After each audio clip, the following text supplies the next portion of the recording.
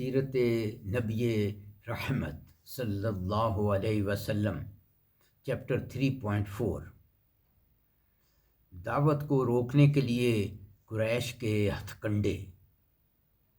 Number 1، قریش نے قرآن پاک کی بلند آواز سے تلاوت اس لیے ممنوع قرار دے دی کیونکہ اس سے سننے والوں پر جادو کا اثر ہوتا تھا، لیکن ان کے 3 بڑے لیڈر ابو جہل، ابو سفیان اور اخنس شدید سردی میں بھی اپنے بستر چھوڑ کر تہجد کے وقت رسول اکرم صلی اللہ علیہ وسلم کی تلاوت سننے کے لیے 3 دن ایک دوسرے سے چھپ کر جاتے رہے۔ بالآخر اخنس نے ابو سفیان سے پوچھا کہ قرآن کے بارے میں تیری کیا رائے ہے؟ اس نے کہا پہلے تم بتاؤ۔ اخنس نے کہا مجھے تو سچ لگتا ہے۔ ابو سفیان ایک بہت بڑا سیاست دان تھا، اس نے کہا کچھ تو مجھے سمجھ آتا ہے، باقی میری سمجھ سے بالا ہے۔ پھر اخنس نے ابو جہل سے پوچھا، اس نے کہا ہماری یعنی بنو مخزوم اور بنو ہاشم کی باہمی رقابت اور مقابلہ ہے۔ اب وہ ایک نبی لے آئے ہیں، اگر ہم اسے سچ مان لیں تو ہماری رقابت کے خلاف ہے، پس میں اسے کبھی بھی نہیں مانوں گا۔ علاوہ اگر کفار قرآن کریم کی تلاوت سنتے تو کہتے، سورہ حامیم السجدہ آیت نمبر 26، وَقَالَ الَّذِينَ كَفَرُوا لَا تَسْمَعُوا لِهَذَا الْقُرْآنِ لا تسمعوا لهذا القرآن والغوا فيه لعلكم تغلبون۔ اور کافروں نے کہا کہ تم اس قرآن کو سنو ہی مت، اور اگر سنانے لگیں تو اس میں شور مچاؤ، شاید تم اس طرح غالب آ جاؤ۔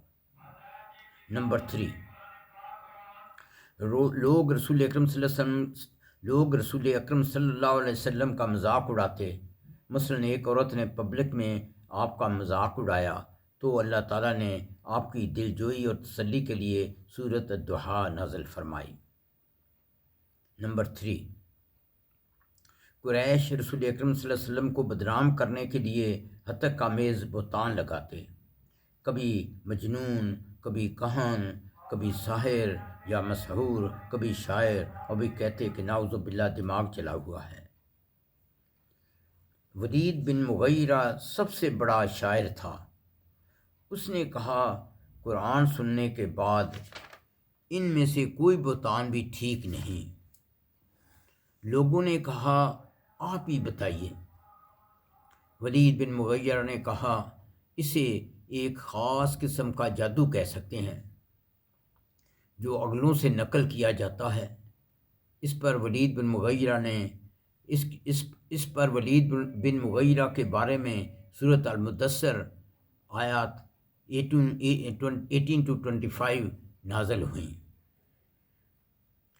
اسی طرح دماد بن ثعلبہ یمن سے تھے اور وہ مکہ مکرمہ آئے۔ انہیں بتایا گیا کہ نعوذ باللہ حضرت محمد صلی اللہ علیہ وسلم مجنون ہیں۔ حضرت محمد صلی اللہ علیہ وسلم، اس کو بتایا گیا کہ حضرت محمد صلی اللہ علیہ وسلم مجنون ہیں۔ دماد یمن میں جنوں کا دم کیا کرتا تھا، وہ رسول اکرم صلی اللہ علیہ وسلم سے ملا اور عرض کی کیا آپ دم کرانا پسند کریں گے؟ جواب میں رسول اکرم صلی اللہ علیہ وسلم نے یہ پڑھا، ان الحمد للہ نحمده ونستعینه من يهد الله فلا مضل له ومن يضلل فلا هادي له واشهد ان لا اله الا الله وحده لا شريك له وان محمدا عبده ورسوله اما بعد۔ اس کے معنی ہیں بلا شبہ سب تعریف اور شکر اللہ تعالیٰ کے لیے ہے، ہم اس کی تعریف کرتے ہیں اور اس سے مدد طلب کرتے ہیں جسے اللہ تعالیٰ ہدایت عطا فرمائے اسے کوئی گمراہ کرنے والا نہیں، اور جسے اللہ تعالیٰ گمراہ کر دے اسے کوئی ہدایت دینے والا نہیں۔ میں گواہی دیتا ہوں کہ اللہ تعالیٰ کے سوا کوئی معبود برحق نہیں، وہ یکتا اور لا شریک ہے، اور حضرت محمد اس کے بندے اور رسول ہیں۔ اما بعد، جب آپ صلی اللہ علیہ وسلم نے اما بعد کہا اور کچھ کہنے ہی والے تھے تو اس وقت داماد نے آپ سے کہا، مہربانی کر کے یہ جو آپ نے پڑھا ہے یہ ایک بار پھر فرمائیے۔ تو آپ نے یہ ان الحمدللہ آخر تک اما بعد تک اس کو دوبارہ پڑھا۔ پھر اس نے تیسری بار درخواست کی کہ مہربانی کر کے ایک بار اور پڑھیں، تو آپ نے تیسری بار اسی کو دہرایا۔ تو داماد نے کہا، میں نے کئی جادوگروں اور کاہنوں وغیرہ کی تقاریر سنی ہے، لیکن جو آپ نے فرمایا ہے وہ سب سے زیادہ فصیح و بلیغ ہے۔ میں داماد اس کلام کی فصاحت سے متاثر ہو کر کہنے لگا، آپ صلی اللہ علیہ وسلم آپ ہاتھ بڑھائیے، میں آپ کے ہاتھ پر اسلام ایمان کی بیعت کرتا ہوں۔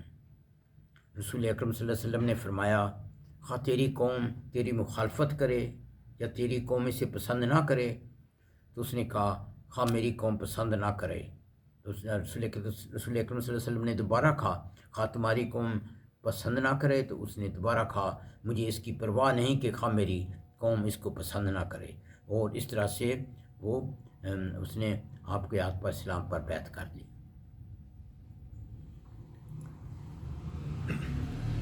میں مشرکین مکہ کی اسلامی دعوت کے خلاف سرگرمیوں کا ذکر کر رہا تھا۔ اس میں اگلا پوائنٹ نمبر 4 یہ ہے کہ کئی لوگ معجزوں کے لیے فرمائش کرتے، حالانکہ ان کے پاس قرآن سب سے بڑا معجزہ تھا جو کہ ہر زمانے کا شخص اپنی آنکھوں سے دیکھ سکتا ہے، اور ان لوگوں نے شکل القمر کا معجزہ بھی دیکھا۔ اللہ تعالیٰ نے ان کے منہ مانگے معجزے اس لیے نہیں دکھائے کہ کفر کی صورت میں وہ لوگ تباہ کر دیے جائیں گے، بس یہ بھی اللہ تعالیٰ کی رحمت ہے کہ ان کے منہ مانگے معجزے نہیں بھیجتے۔ نمبر 5، کفار نے کئی بار کوشش کی کہ رسول اکرم صلی اللہ علیہ وسلم کے لیے ابو طالب کی مدد ختم ہو جائے، لیکن کفار کو ہر بار مایوسی ہوئی۔ نمبر 6، اس سب کے باوجود بھی کفار نے دیکھا کہ اسلام دن بدن ترقی کر رہا ہے۔ انہوں نے سودے بازی سے کوئی درمیانی حل کے لیے عتبہ بن ربیعہ کو رسول اکرم صلی اللہ علیہ وسلم کے پاس بھیجا۔ اس نے آپ کو ہر طرح سے معلومات، لیڈرشپ، حسین ترین عورت سے شادی کی پیشکش کی، اور نعوذ باللہ کہا کہ آپ کی بیماری کی صورت میں مکمل علاج و معالجہ کا وعدہ کیا، بشرطے کہ آپ اپنی تعلیم و تربیت چھوڑ دیں۔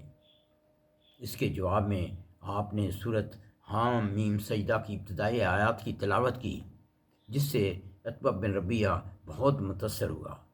اس نے واپس جا کر سرداران قریش کو بتایا کہ وہ جو چیز پیش کرتا ہے وہ نہ جادو ہے اور نہ کہانت، نہ شعر و شاعری۔ انہوں نے عتبہ پر الزام لگایا کہ اس پر بھی سحر اور جادو کا اثر ہو گیا ہے۔ واضح ہو کہ اسلام کے خلاف ہر زمانے میں یہی ہتھ کنڈے استعمال کیے جائیں گے۔ ربنا تقبل منا انک انت السمیع العلیم وتب علینا انک انت التواب الرحیم۔